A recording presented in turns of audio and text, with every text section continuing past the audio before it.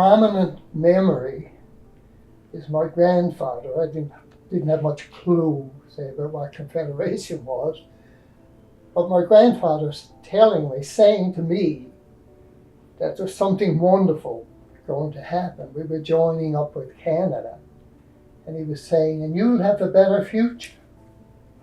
You see, and I don't know if you can really connect with a kid at 8 years old talking about his future.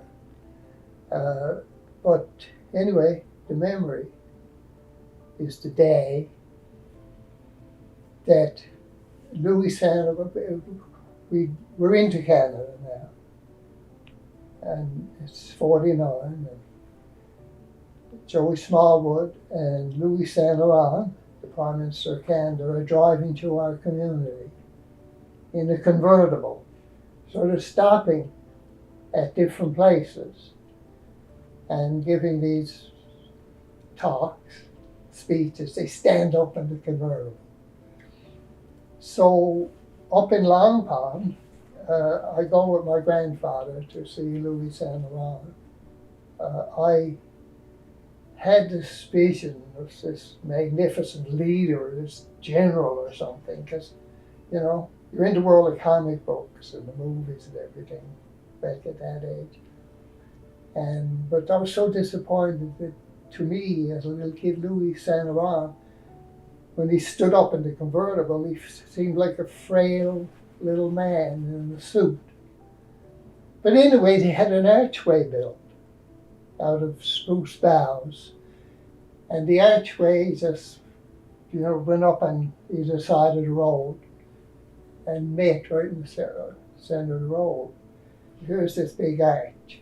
So as a kid, I realized that an arch was a fascinating place because you peep inside and you see it's just boughs on pieces of 2x4. So you can climb up the 2x4. So I climbed up the side and I went over the top. And here I am looking right down on Louis Saint Laurent and Joey Smallwood. I'm right above their heads and I'm looking down. But here's the funny thing. That day, my grandfather took his shotgun to give Louis Saint Laurent a salute. So I'm walking with my grandfather, and he's got the shotgun on his shoulder, and we're going up the road. And he's telling me what a great future I'm going to have because he was a real Confederate. Now, not everybody in my family was a Confederate. There were some fierce anti-Confederates too. But imagine going to a rally or something, going to a political event, carrying a shotgun. And nobody blinked when my grandfather stuck this old shotgun up in the air and fired off. Several of my uncles were vicious anti-Confederates. They used to say, I hate the ground that Joey Smallwood walks on. And then here's someone like my grandfather who worshipped Joey Smallwood. So I saw the two extremes. And here's the thing. My mother spent a lot of time in Montreal when she was a young girl. She left when she was about 15 or 16. And then she came back when she was 21. She came back because the war was starting, But my mother thought that Canada was heaven compared to the poverty she was in Newfoundland. And I'd say to her sometimes, Mom, but I think sometimes in Newfoundland we had an advantage. Like if you're up in the city somewhere and the Depression is on, where do you go for a meal? Like if you're in Newfoundland, I know the poverty was rampant before Confederation, but you could always go and catch a rabbit, you could always catch a fish, There was always that kind of. But Mom said, the way it was in Montreal, she even remembered what was a luxury to Mom was a pickle sandwich, So this would be a great title for a book, wouldn't it? when Canada was a pickle sandwich. But you know, looking on the positive side of Confederation, I just put it to myself. And I know damn well, I'm 100% sure, that if we didn't have Confederation, I would have been lost. I wouldn't have got to university. The merchant's son would have got to university. Some of the richer people, their children would have got to university, but I wouldn't. So I'm grateful for that it changed my life for the better.